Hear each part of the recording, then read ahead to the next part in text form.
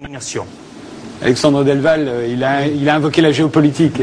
Alors justement, en matière de géopolitique, nous on parle beaucoup de représentation géopolitique, c'est-à-dire ce qui galvanise les troupes, les visions du monde de part et d'autre. Et vous avez à juste titre évoqué les représentations, les mythes des Serbes.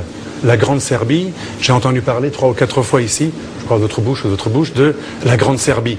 Le mythe qui a permis de diaboliser non pas Milosevic, c'était le prétexte, mais tout un peuple. Je me rappelle pendant 10 ans que être serbe, j'avais des amis serbes, c'était quelque chose d'horrible. Être serbe, c'était avoir un couteau entre les dents, être barbu, comme mon voisin, avec des cheveux, avec un côté hirsute des fameux miliciens tchétniques, c'était quelque chose qui était diabolisé. On a justifié un véritable racisme anti-serbe pendant des années. Et je pèse mes mots. Au nom un racisme collectif. Pour une raison précise, rappelez-le, parce qu'on accusait les Serbes d'épuration ethnique. C'est ça qui les a diabolisés. Vous avez parlé de 30 000 morts tout à l'heure. Les chiffres de l'OSCE et de l'ONU, c'est 3 000 morts. Et il y a il y a même un peu plus de Serbes qui ont été tués depuis 10 ans. Vous avez parlé de 10 ans de carnage, et on est loin d'un génocide, on parle de génocide. Je crois que les mots sont graves.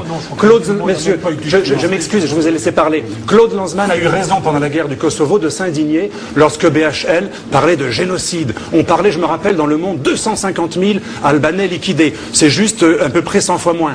Ou 10 fois moins. On est à peu près entre 2000 et 3000 morts. Je pense qu'il faut garder raison. Il n'y a pas eu de génocide au Kosovo. Il y a eu pendant aussi, vous parlez aussi de la réaction légitime. Alors, ce qui me choque dans ce plateau, c'est qu'on justifie des réactions de gens qui ont trucidé des femmes, des enfants et des innocents. Rien ne justifie. Vous extrapolez à partir de ce que j'ai dit. J'ai essayé d'expliquer une logique. Rien ne justifie. Je disais simplement que l'intervention de 1999 de la j'ai été courtois. Vous parlez tous les deux en même temps, on vous entend plus. Terminez, Alexandre. De quelque chose. Je crois avoir si vous n'avez pas de vision courtois, dialectique des choses, désolé, vous n'arriverez pas à Je ne suis pas professeur à Sciences Po comme vous. Je crois être courtois en vous écoutant.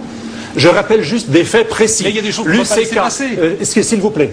L'UCK est une organisation terroriste classée dans tous les mouvements terroristes par les Occidentaux, les Serbes, les Américains, jusqu'en 1998. Mais la doctrine Clinton avait besoin de troupes au sol. À l'époque, on n'était pas dans le non-zéro mort, on était dans le zéro mort. Alors, tout à coup, les terroristes qui étaient liés à la mafia la plus terrible du monde. Je m'excuse de le rappeler, quitte à être menacé après par Internet ou physiquement par des mafieux, mais c'est pas grave. Je suis d'origine sicilienne, donc j'ai un point commun avec les Albanais. On a aussi un problème mafieux, dont les premières victimes sont le peuple.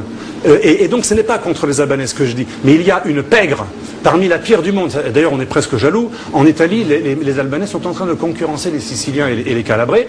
La mafia albanaise, surtout du Kosovo, est ce qu'il y a de pire au monde. 80% du trafic de l'héroïne passe par l'État du Kosovo. Ce qui se passe en ce moment, qui est très grave, c'est le contraire des valeurs de l'Europe. L'Europe est en train d'avaliser la naissance d'un État mafieux, je pèse mes mots, dirigé par des gens liés à la mafia internationale de l'héroïne. Lisez le livre de l'expert de criminologie Xavier Hofer, qui a parfaitement montré tout cela. Il n'y a pas eu de démenti. On sait des choses que l'OSCE démontre.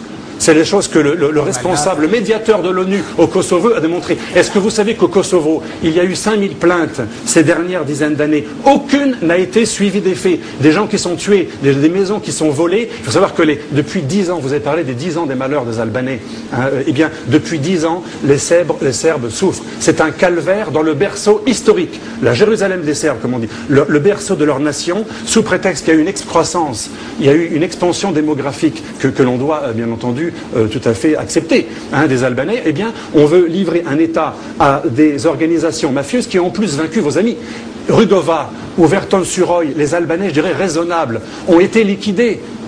Soit physiquement, soit terrorisés, soit liquidés politiquement par les Albanais de l'UCK qui viennent d'un mouvement ultra-terroriste fondé en Turquie dans les années 70-80 qui était léniniste ultra-violent et qui a été un mouvement terroriste financé par la diaspora albanaise de Suisse et d'Allemagne avec l'argent de l'héroïne. Je m'excuse de dire tout ça. C'est la réalité du Kosovo. L'Europe a renoncé à ses valeurs, elle avalise la guerre, elle avalise des gens qui ont obtenu une indépendance avec l'argent du trafic des mafieux et avec une absence totale de démocratie.